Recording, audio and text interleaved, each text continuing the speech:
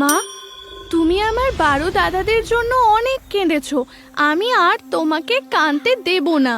আমি চললাম দাদাদের সন্ধানে। কিন্তু তুই তোর দাদাদের কোথায় খুঁজবি মা? ওরা কোথায় আছে আমরা তো কেউই জানি না। ঈশ্বর যদি চান আমি আমার দাদাদের ঠিক খুঁজে পাবো মা। তুমি শুধু আমাকে আশীর্বাদ করো। এরপর রাজকন্যা তার মায়ের থেকে আশীর্বাদ নিয়ে 12 দাদার 12টি জামা নিয়ে বেরিয়ে পড়ল।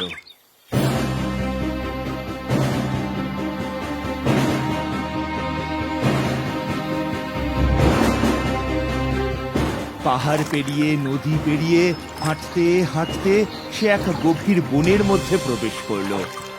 ইতিমধ্যেই সন্ধ্যা নেমে এসেছে। চারিদিকে ঘুটঘুটে অন্ধকার, কোথাও কোনো জনমানবের চিহ্ন পর্যন্ত নেই।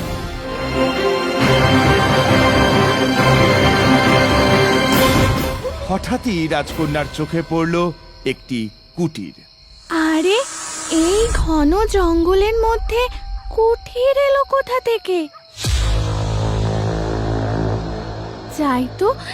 যাই তো একবার কুঠিরটাতে একটু বিশ্রাম করতে পারলে খুব ভালো হতো। রাজকন্যা সোজা সেই কুটিরে চলে গেল।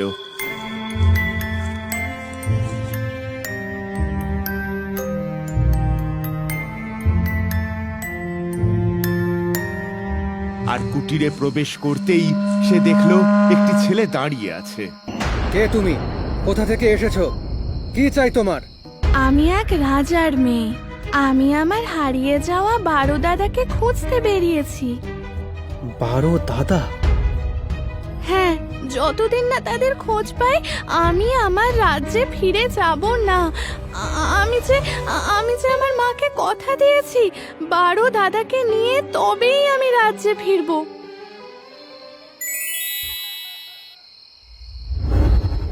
এরপর রাজকন্যা তার 12 দাদার সেই 12টি জামা বের করে দেখালো। জামাগুলো দেখতেই লালকুমার বুঝতে পারলো এই তাদের ছোট বোন। আমি লাল কুমার, আমি হলাম তোমার ছোট দাদা। আনন্দে রাজকন্যার চোখে জল এলো। লালকুমারও কাঁদল। তারপর দুজন দুজনকে জড়িয়ে ধরল। দুজনের মন আনন্দে ভরে উঠল। তবে বোন, বিপদ কিন্তু এখনো কাটেনি। আমরা শপথ নিয়েছিলাম যে কোনো বালিকার সাথে আমাদের দেখা হলেই আমরা তাকে কেটে ফেলব। আমাকে কেটে ফেললে যদি আমার 12 দাদাদের মনে শান্তি হয় তবে আমি তাতেই খুশি হয়ে মরতে রাজি। না না, তোমাকে মরতে হবে না। এই যে বড় কলসিটা দেখছো, তুমি এর ভেতর লুকিয়ে পড়ো। আমাদের 11 জন দাদা এলে তারপর কিছু একটা ব্যবস্থা করা যাবে। লালকুমারের কথা মতো রাজকন্যা মাটির কলসির মধ্যে লুকিয়ে পড়ল। এদিকে সন্ধ্যা হতেই রাজপুত্ররা সব কুটিরে ফিরে আসে। লালকুমার তার 11 দাদাদের খেতে দিল।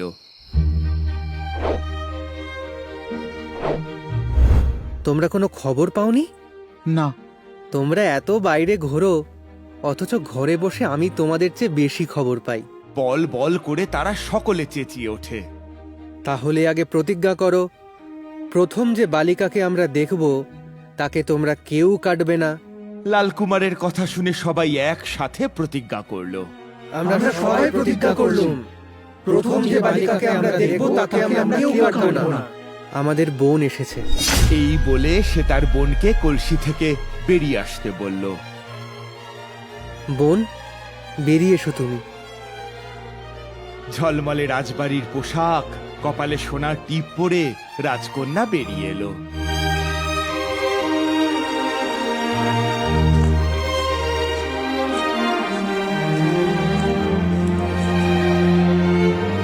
আমাদের এমন সুন্দর ফুলের মতো ফুটফুটে একটা বোন রয়েছে। এই বোন আজ থেকে আমাদের সঙ্গেই থাকবে, ও আমাদের কাছেই থাকবে। এরপর রাজকন্যা তার 12 দাদার সাথে সেই বাড়িতেই রয়ে গেল।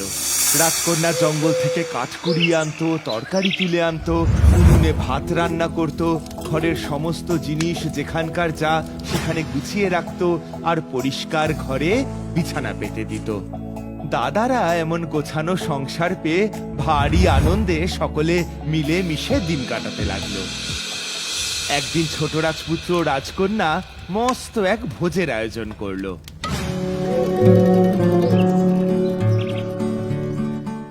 বাবা, এ তো দেখছি একেবারে এলাহি কাণ্ড। ভাত, ডাল, শুক্তো, মাছের কালিয়া, মাংস, পোলাও, চাটনি। কি ব্যাপার বোন? কোনো ব্যাপারই নয়। আসলে আজ আমার দাদাদের মন ভরে একটু খাওয়ানোর ইচ্ছে করলো, তাই তো ছোট দাদা আর আমি দুজনে মিলে এই আয়োজন করলাম। এইবার খেয়ে বলো তো কেমন হয়েছে।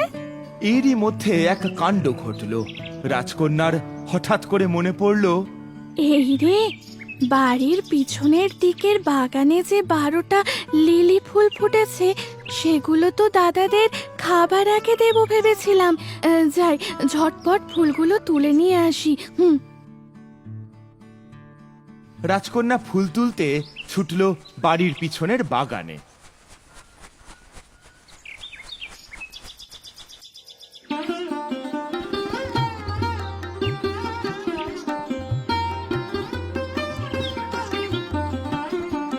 যেই সে একটি একটি করে ফুল ছিঁড়তে লাগলো, অমনি এক একটি ভাই এক একটি দাঁড় কাক হয়ে উড়ে যেতে লাগলো।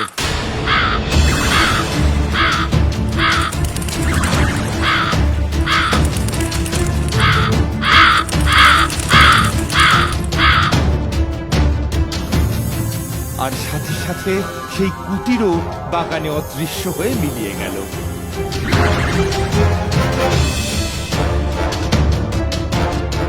বেচারা রাজকন্যা দেখলো সে বনের মধ্যে একা দাঁড়িয়ে আছে। এসব কি হলো? এই কুটিরটা কোথায় উধাও হয়ে গেল? আর আমার দাদারা কোথায় গেল? রাজকন্যা এদিক ওদিক তাকাতেই হঠাৎ তার চোখে পড়ল তার সামনে এক বুড়ি দাঁড়িয়ে রয়েছে।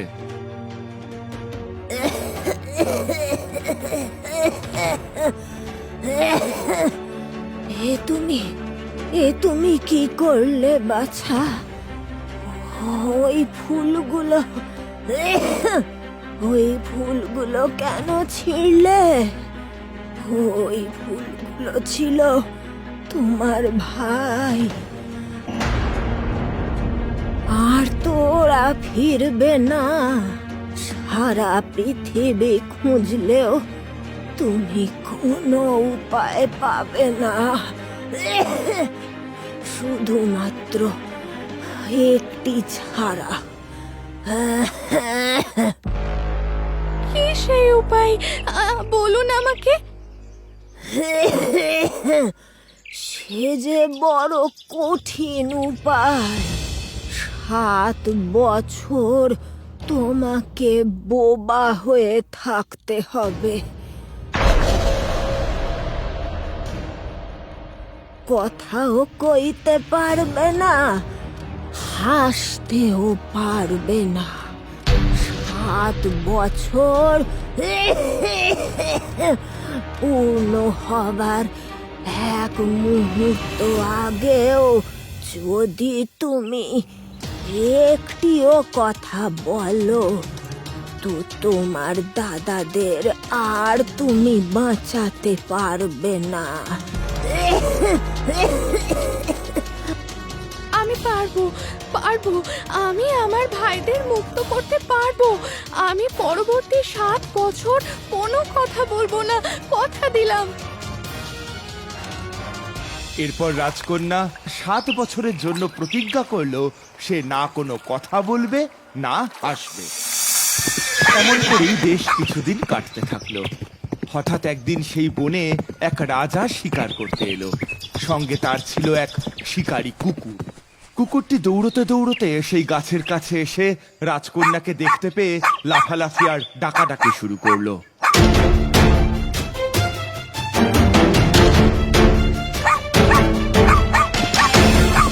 কি হয়েছে লালু, এত ডাকাডাকি করছিস কেন? কুকুরটিকে গাছের দিকে তাকিয়ে থাকতে দেখেই রাজার নজরে পড়ল এক পরমা সুন্দরী কন্যা। রাজকীয় পোশাক পরিহিত অবস্থায় গাছে রাজা রাজকন্যার রূপ দেখে মুগ্ধ হয়ে গেলেন। রাজা রাজকন্যাকে বললেন, হে কন্যা, তুমি আমার রানী হবে।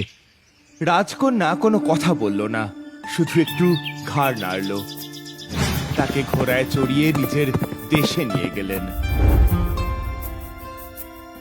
বিশাল আড়ম্বর করে বিবাহ হলো, কিন্তু রাজার বউ একটিও কথা কইলেন না, হাসলেনও না। এইভাবেই বেশ কয়েক বছর সুখে স্বচ্ছন্দে কেটে গেল। এদিকে রাজার মা ছিলেন ভারী হিংসুটি। তিনি নতুন রানী অর্থাৎ রাজকন্যার নামে নিন্দা রটাতে শুরু করলেন। একদিন রাজাকে আড়ালে নিয়ে গিয়ে বললেন, দেখ বাছা, যদি সত্যি বোবা হতো তাহলে কথা না হয় কইতো না, তা বলে কি হাসতো না? হাসে না যখন, তখন বুঝতে হবে ওর মনে নিশ্চয়ই কোনো কুমতলব আছে। এইভাবেই দিনের পর দিন রাজার মা রাজার কান ভাঙাতে থাকেন। রাজা শেষে তার মায়ের কথাই বিশ্বাস করে নিলেন। মা, তুমি ঠিকই বলেছ, ওর মধ্যে নিশ্চয়ই কোনো কুমতলব আছে, না হলে এতদিনে ও একবারও হাসবে না। আমি তো সেই কবে থেকেই বলছি, তুই তো আমার কোনো কথা কানেই তুলছিস না। তোমাকে আর কিচ্ছু চিন্তা করতে হবে না মা। আমি আজই সৈন্যদের হুকুম দেব, রানীকে যেন পুড়িয়ে মেরে ফেলা হয়।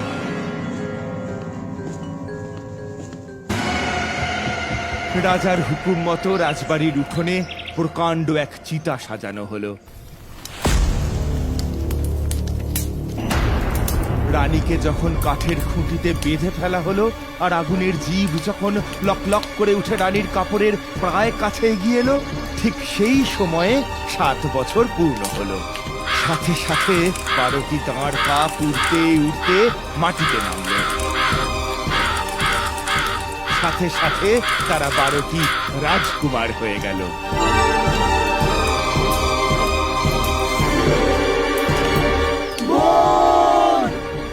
12 জন রাজপুত্র আগুনের উপর দিয়ে লাফিয়ে গিয়ে তাদের বোনকে আগুনের হাত থেকে মুক্ত করে আগুন নিভিয়ে দিল। দাদা! রাজকন্যা কাঁদতে কাঁদতে তার 12 দাদাকে জড়িয়ে ধরলেন। রাজকন্যার মুখে কথা ফুটল, রাজকন্যার মুখে হাসিও ফুটল। রাজা রানীর কাছে এলেন।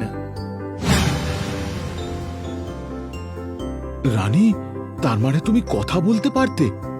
হ্যাঁ রাজা মশাই, আমি কথা বলতে পারি। তবে এতদিন এইভাবে কেন ছিলে? এমনকি কথা না বলার জন্য আমি যখন তোমাকে মৃত্যুদণ্ড দিলাম তখনও চুপ করেছিলে? এরপর রাজকন্যা রাজাকে সমস্ত কথা খুলে বললেন। আমাকে ক্ষমা করো রানী, আমি তোমাকে বুঝতে পারিনি। ছি ছি মহারাজ, আপনি কি করছেন? এই সব কিছু তো আমাদের ভাগ্যে লেখা ছিল। এখন আমাদের সমস্ত বিপদ কেটে গেছে। এইবার আমরা একসঙ্গে সুখে শান্তিতে থাকতে পারবো। আর রাজকন্যার 12 দাদারা, তারা কোথায় গেল? তারা রাজকন্যার সাথে মাধবপুর রাজ্যে ফিরে গেলেন।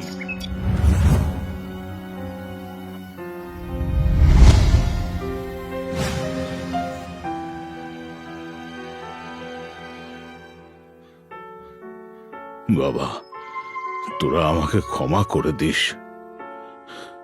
আমি আমার ভুল বুঝতে পেরেছি। আমি জানি আমি তোদের সঙ্গে অনেক অন্যায় করেছি। তাই ঈশ্বর এতদিন আমাকে এই সন্তান সুখ থেকে বিরত রেখেছিলেন। তোরা আমাকে ক্ষমা করে দিস বাবা। 12 সন্তানকে পুনরায় ফিরে পেয়ে সকলে খুব খুশি হয়েছিলেন। আর এরপর থেকে সেই 12 ভাই একসাথে মিলে মিশে মাধবপুর রাজবাড়িতেই পিতামাতার সাথে সুখে শান্তিতে জীবন কাটাতে থাকে। এখন চলো বাড়ি ফেরা যাক, সন্ধে হয়ে এলো। হ্যাঁ, চলো।